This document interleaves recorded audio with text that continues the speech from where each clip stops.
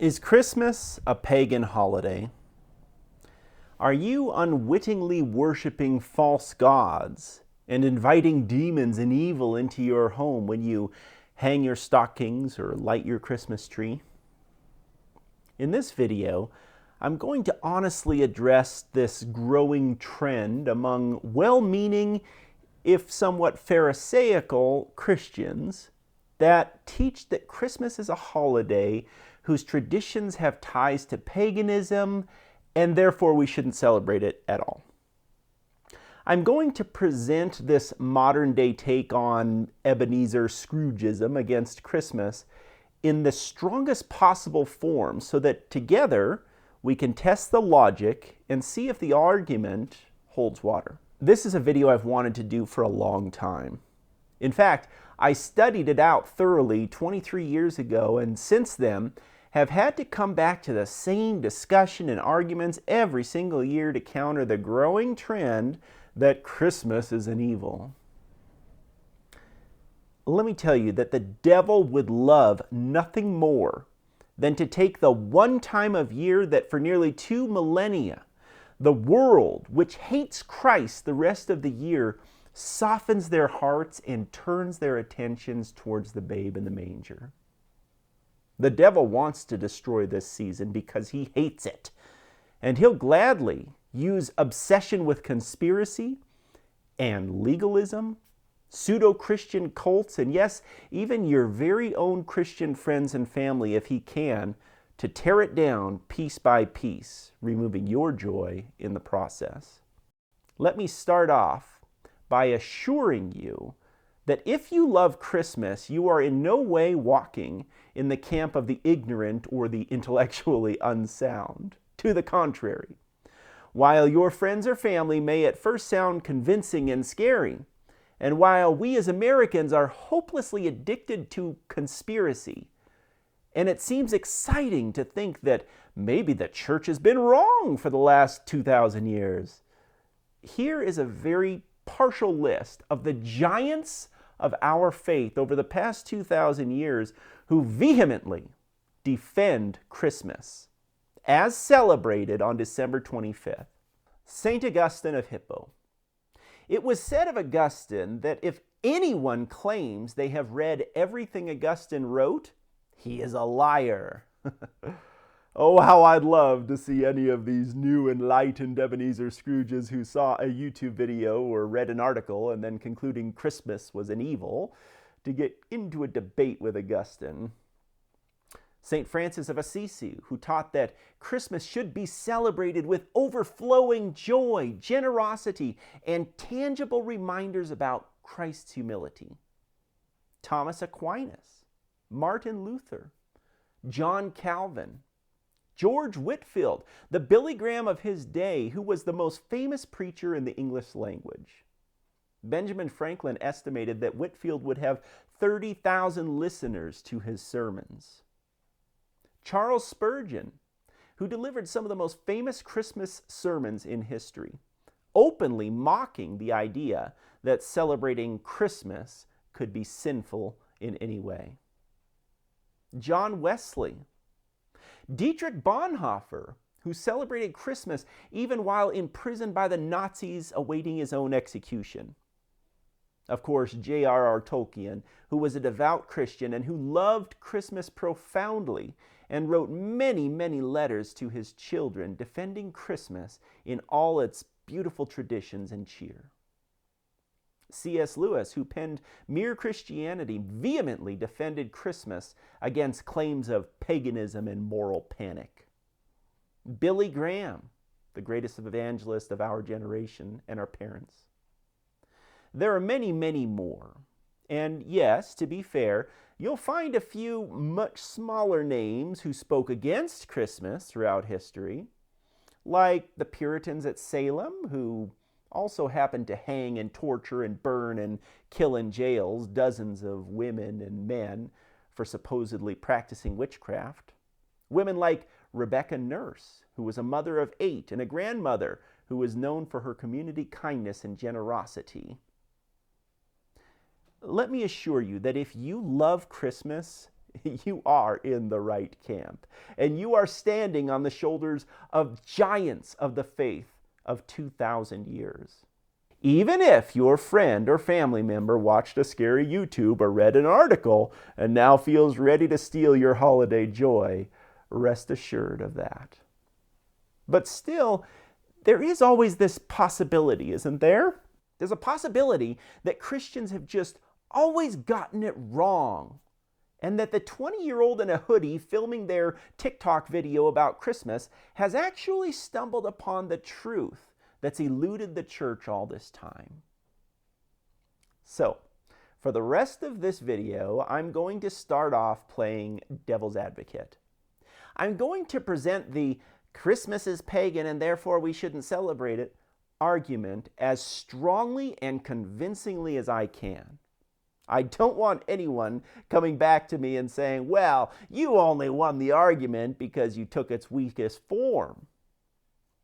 And I'm not going to stop at Christmas either.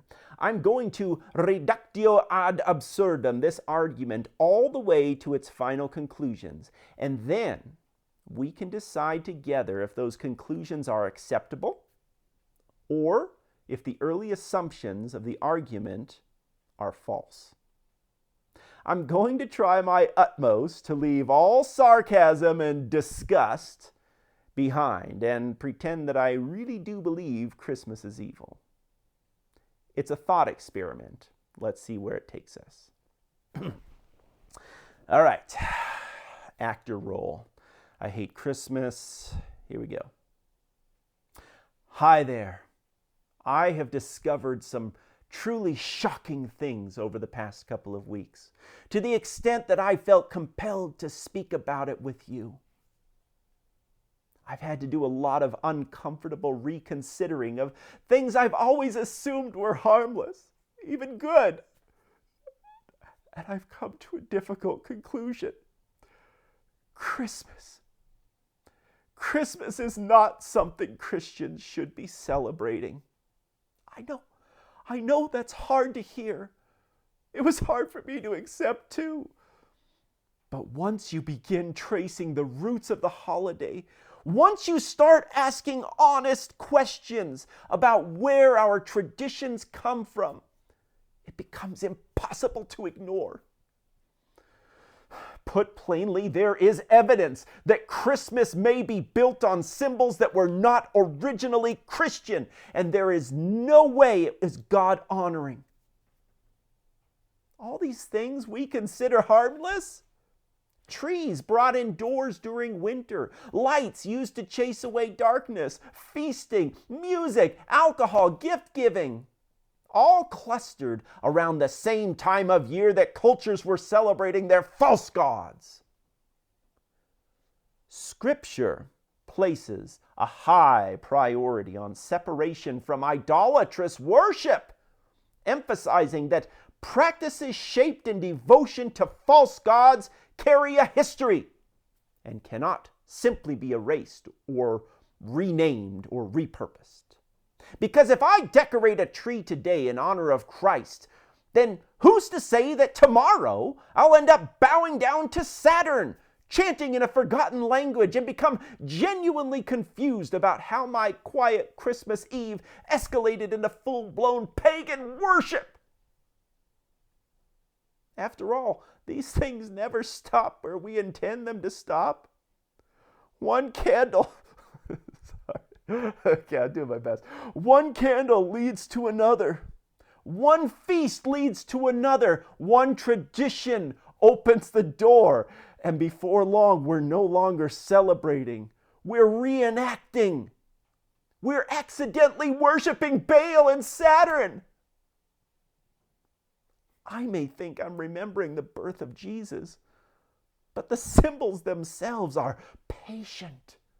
They've waited centuries before they can wait one more night. And once they've done their work, subtly, quietly within me, I'll wake up wondering how a living room with a tree and some lights slowly transformed into an altar, and how I, a sincere and well-meaning Christian, somehow wandered into devotion to the false gods I never consciously chose. Intent, after all, does not erase origin. Intent does not erase origin. If a practice was once used to honor false gods, then surely it carries the contamination forward forever. Even if we mean well, forever.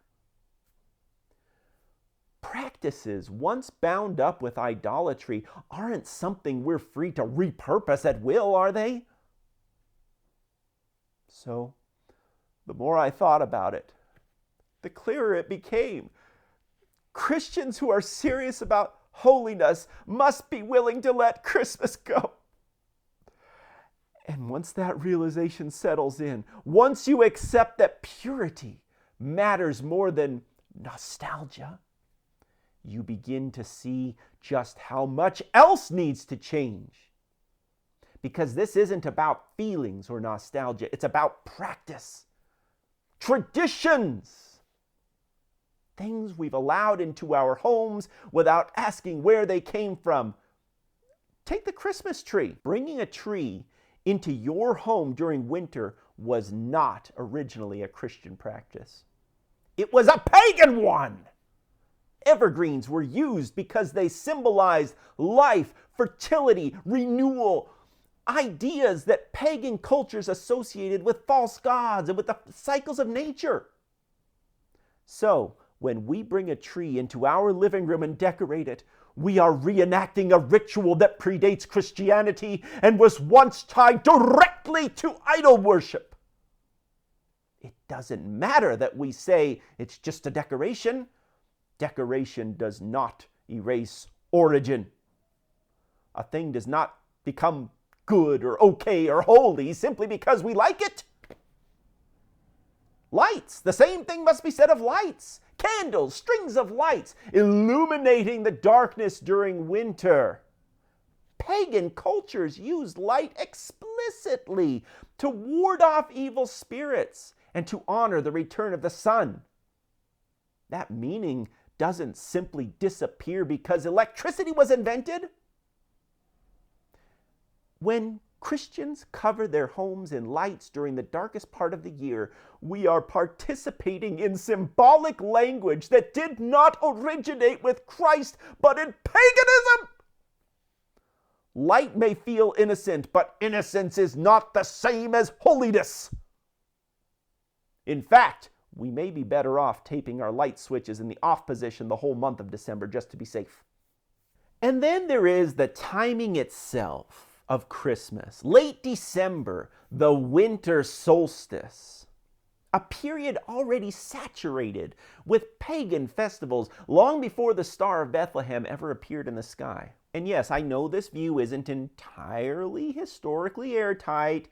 I know that Christians were already marking the birth of Christ on December 25th, long before Constantine, because of a Jewish theological tradition suggesting a prophet dies on the same day he is conceived, meaning that if Christ was crucified around March 25th, as Tertullian wrote in the 200s, then his birth would then naturally fall 9 months later on December 25th. Okay, I know that.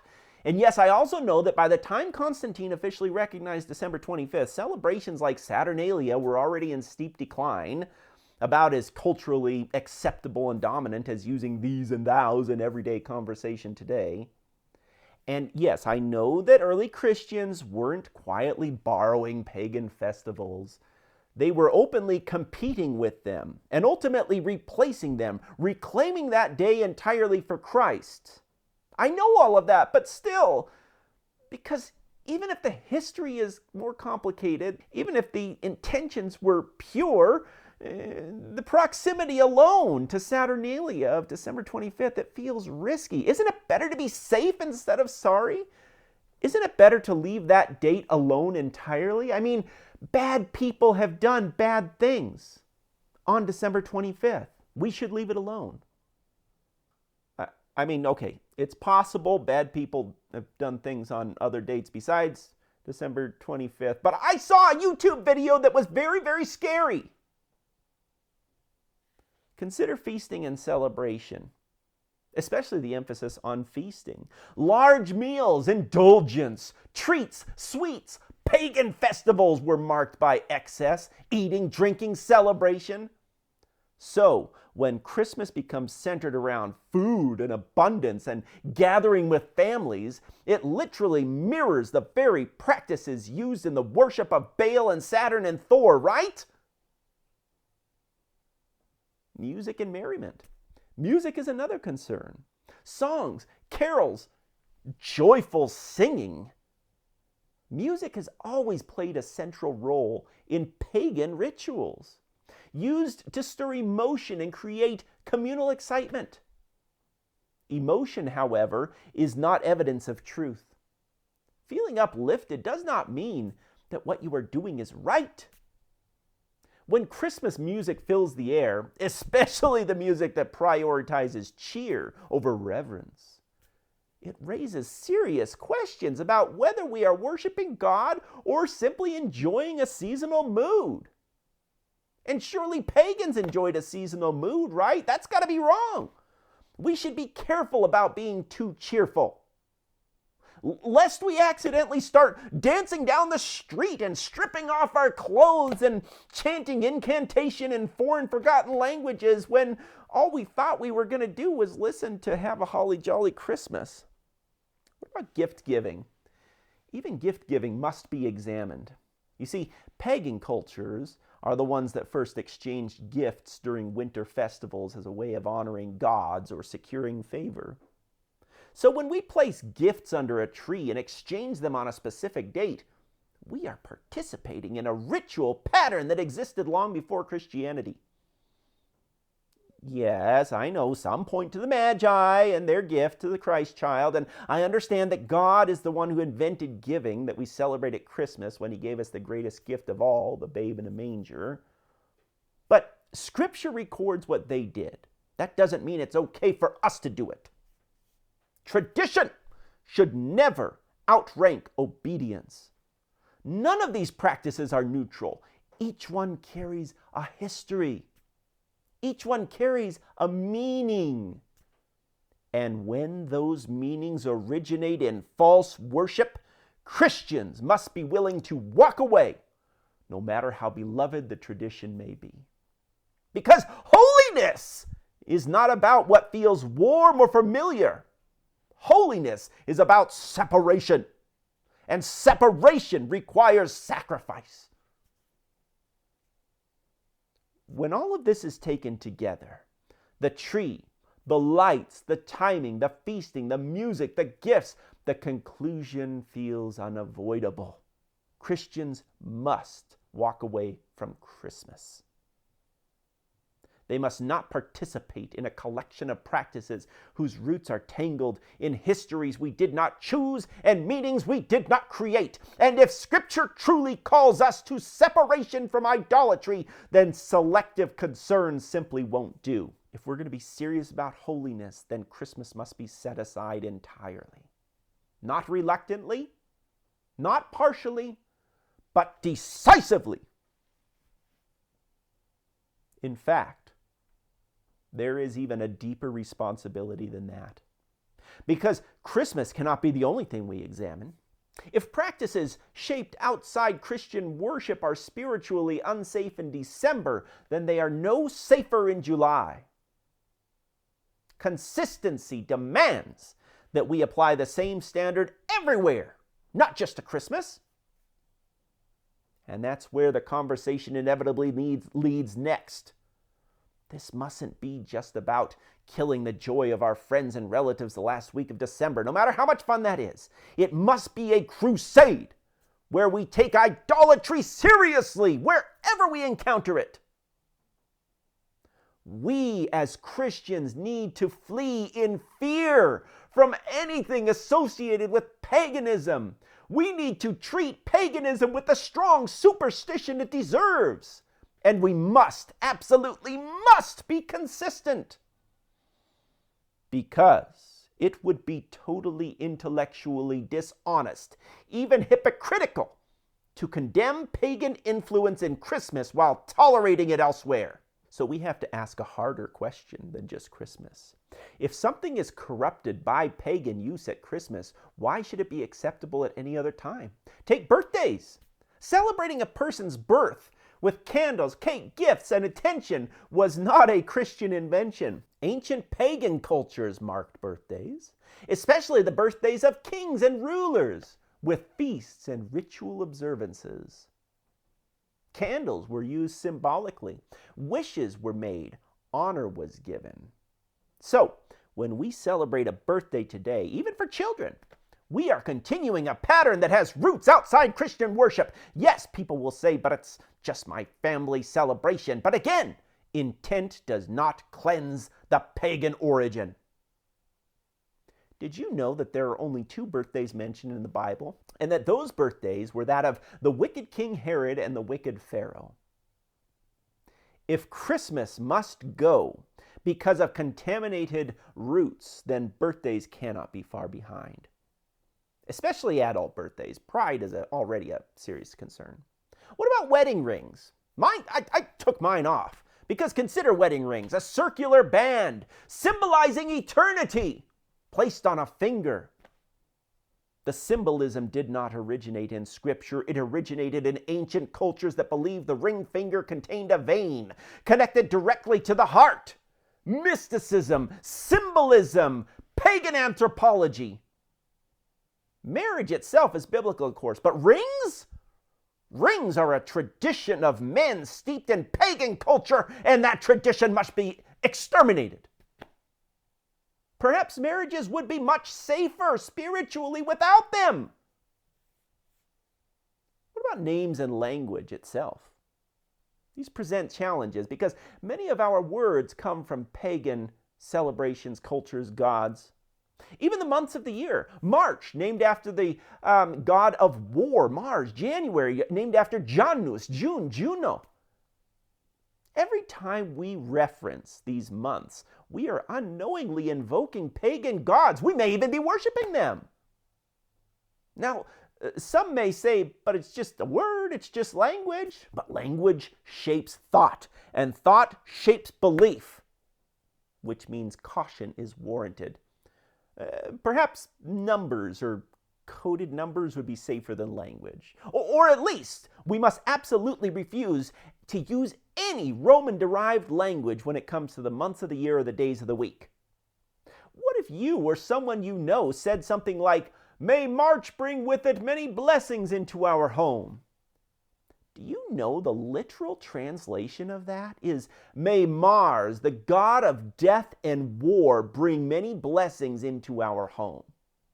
Talk about inviting demons and evil into your home. We've got to change that language. Children's stories. My word. We must consider children's stories. Fairy tales, talking animals, magic, the Chronicles of Narnia, the Lord of the Rings.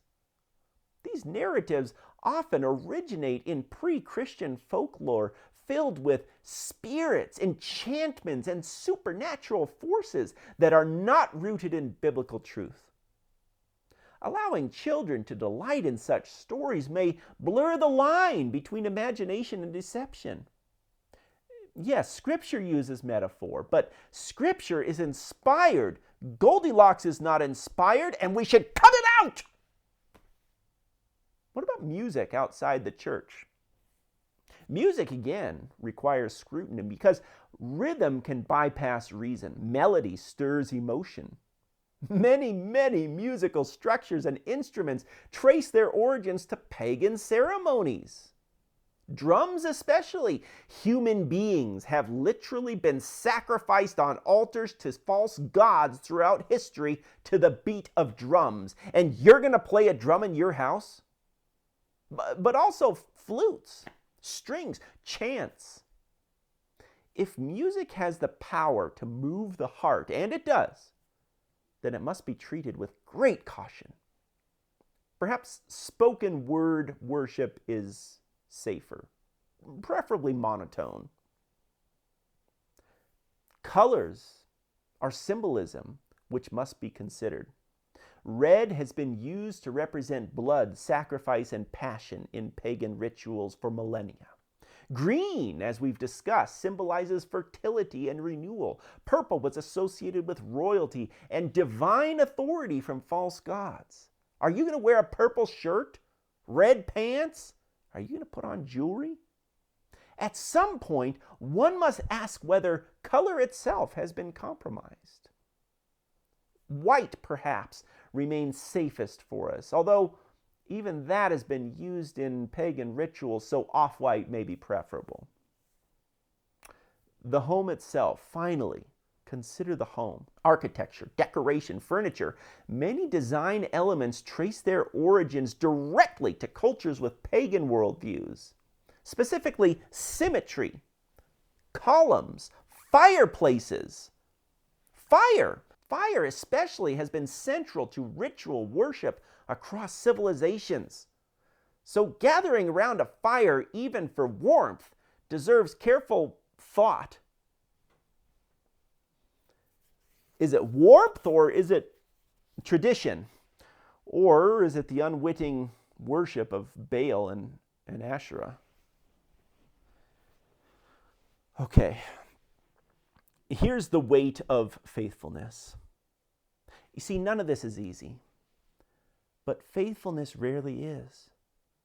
True devotion requires vigilance, and vigilance requires the willingness to question everything we have inherited, especially the things we love. Because if even one pagan influence remains unexamined, we may be inviting compromise and evil without realizing it. Compromise, after all, rarely announces itself. It arrives quietly, warmly, comfortably.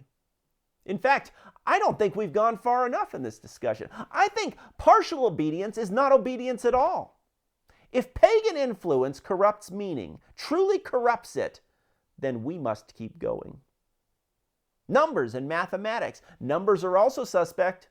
Pagans assigned spiritual meanings to them long before Christians used them. So counting is dangerous. You may be inviting spirits into your home, evil spirits. Measurement is risky. Exact math may open evil spiritual doors. Estimation feels safer. Vibes over arithmetic. How about medicine and healing? My word, I could speak ad nauseum about the witch doctors and the potions and the oils and incantations. Do you honestly think aromatherapy is in any way safe from pagan history? Or take science and astronomy. Astronomy in particular. The study of stars was deeply tied to astrology, a practice Scripture explicitly condemns, and yet we still look up. We still name constellations, planets, Mars, Venus, Saturn. The heavens, once used to divine fate, are still charted, still referenced. Even Christmas itself appeals to a star. One must ask whether this fascination subtly undermines our trust in God's sovereignty, especially if we say something like, wow, look at Venus tonight. You are literally acknowledging and calling on the name of a false goddess, aren't you? Perhaps looking at the night sky should be avoided altogether. Yes, perhaps long-billed caps, preferably with neck braces so that you can't look up, should be worn at night so that we can't look up and it can hide the sky from us. That seems safer, just to be safe. Clocks and timekeeping. Timekeeping presents a special challenge. Mechanical clocks were actually developed in cultures deeply influenced by non-Christian philosophies. Time itself was personified by pagan gods. Chronos, kairos. We segment our days, we schedule our lives, rush from hour to hour, all using systems that did not originate in Scripture. God gave us day and night. The rest may be human invention, and perhaps it was invented to glorify their false gods. Living more spontaneously may be more faithful. Writing is problematic too. You see, alphabets were invented by pagan cultures to record myths and spells. So reading might be unsafe. Faith should probably be transmitted orally. Of course, that argument was made by Plato, which creates a whole other problem. Clothing also raises concerns. Fabrics, colors, jewelry, all carried pagan symbolism. So perhaps true holiness requires identical shapeless garments, or better yet, none at all. Nudity is at least historically neutral. All right, I've probably dived deeply enough into the logic of the Christmas is pagan argument. I think the most important thing here is that your Scrooge-ish friends don't get to call out Christmas and try to steal your joy this season and then go on contradicting themselves throughout the rest of the year. They don't get that luxury. Now, I've got nothing against someone who wants to remain consistent, as I have in this monologue. If your friend tells you Christmas should be avoided because of its pagan roots, and if they are also willing to be intellectually honest, and if they're willing to stop celebrating birthdays, stop using numbers, calendars, colors, take a vow of silence for the rest of their life because of this tainted human language, get rid of their music and books and watches and writing and wedding rings, and join a nudist colony, which doesn't in any way live in architecturally designed structures, I really have nothing against that. More power to them. More people should probably do this. In fact, I would consider it myself. But let's just hope that they don't accidentally settle on lands used by false religions in false rituals in the past. So ends the thought experiment. Okay, let me get serious again. Yes, I had to leave seriousness and intellectual reasoning for a while there while pretending to argue against Christmas. Do you think I went wrong somewhere? In the world of reasoning, there's a well-known way to test an argument. You simply follow it carefully and consistently all the way to its logical conclusion. This is called reductio ad absurdum. If an argument, when applied faithfully, leads to conclusions that are unworkable or obviously false, then the problem is not at the end of the chain. It's somewhere near the beginning. So the question becomes, did we go wrong somewhere?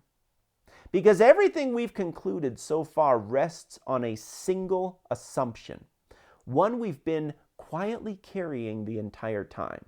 The assumption is this: that the original use or association of a practice permanently determines its meaning, regardless of later intent, context, or redemption.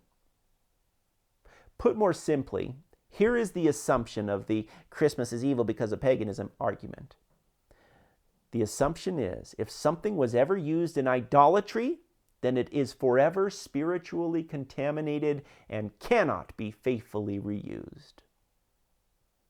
That one idea is doing all the heavy lifting.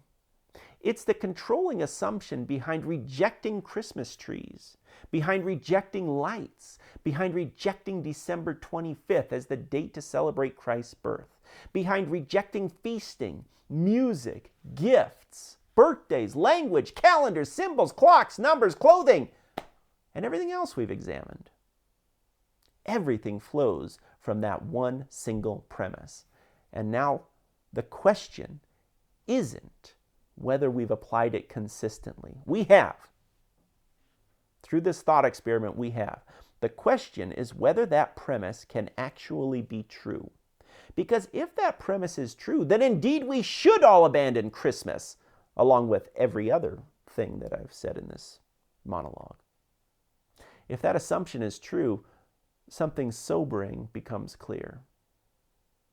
The Christian life becomes impossible. Not difficult, but impossible. Because time itself is compromised. Language is compromised. Symbols are compromised. Matter is compromised. Anything touched by human history is suspect. And since all human history includes sin, error, and false worship, then nothing can ever be truly used again. Not food, not music, not celebration or art or family traditions, not even words. At that point, faith is no longer about redemption. It's about avoidance, withdrawal, silence, and fear, superstition. No, let me save you the suspense. The assumption is not true. And here's the moment where everything quietly falls apart with the Christianity is pagan argument. Christianity does not teach that the world is beyond redemption. It teaches the opposite. The incarnation changes everything. Christianity begins with a scandal. Not that people sinned, everyone agrees on that everybody sins, but that God entered the mess anyway. He took on flesh, human flesh, flesh that had been used for evil. He entered time, human time, time already soaked in sin. He spoke human language, language already used for lies and incantations. He lived in a culture full of false gods, corrupt symbols, compromised traditions, and he did not flee it.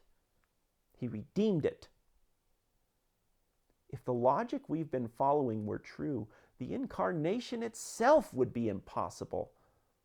How could God touch humanity without becoming contaminated? But Christianity says that holiness is not fragile. I want to say that again. Holiness is not fragile.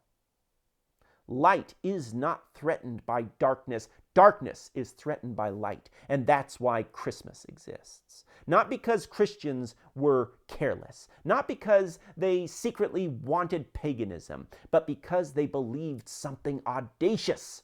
They believed that God stepped into history and claimed it. That time belongs to Him. That matter belongs to Him. That joy belongs to Him. Christmas doesn't say, look at how pure we are. It says, look how far God was willing to go. The argument that Christmas is pagan sounds serious and scary, but it collapses because it denies the very heart of Christianity. It assumes evil is stronger than redemption, that corruption is permanent, that God must keep His distance. But Christianity says God did the opposite. He came close. He took what was broken and said, this is mine. A tree no longer belongs to pagans once it stands as a sign of life given by God. Light no longer belongs to darkness once it proclaims hope. And a date on a calendar no longer belongs to false gods once it announces the good news. The final irony, and here is the irony, the attempt to strip Christmas of joy in the name of holiness doesn't make Christianity more pure. It makes it smaller, colder, more fearful, superstitious, and very unlike the faith that once sang hymns in prison cells, feasted in defiance of death, and lit candles in catacombs. Christmas is not pagan. It is defiant.